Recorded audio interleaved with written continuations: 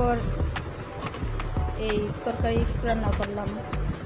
তারপরে আপনারা দেখছেন তো রুটি বানিয়েছেন। তারপরে যে তরকারিগুলো রান্না করছি, যে মুরগি রান্না করছি, মুরগির সাথে 2টা ডিমও দিচ্ছি।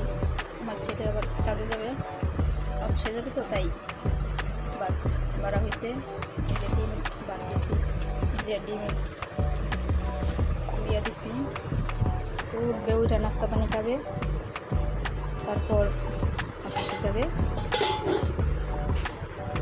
আমরা এই ফাঁকে আমরা নাস্তা করে নিছি। আমি, আপনাদের ভাইয়া, আমার মেয়ে সবার স্কুলে গেছে, তা তাড়াহুড়া করে তাদেরকে খাবার দিছি।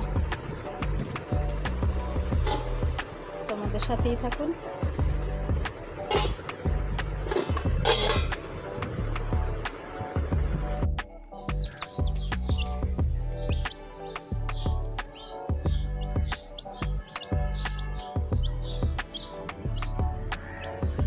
দুপুরবেলা গোসল করে নামাজ টামাজ করে এখন এসে বসলাম।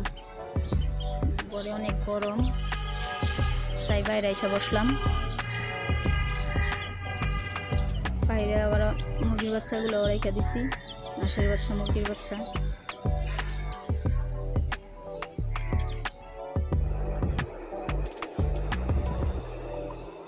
বাইরের থেকে আইলাম, এখন আসার পর অনেক ক্ষুধা লেগে গেছে। বাজে 3:30। এখন ভাত খামো।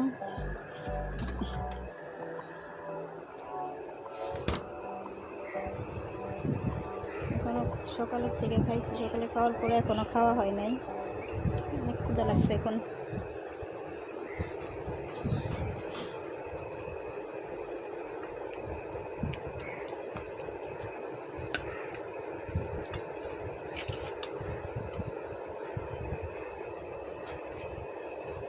খাই, খাওয়ার পর আপনাদের সাথে কথা হবে।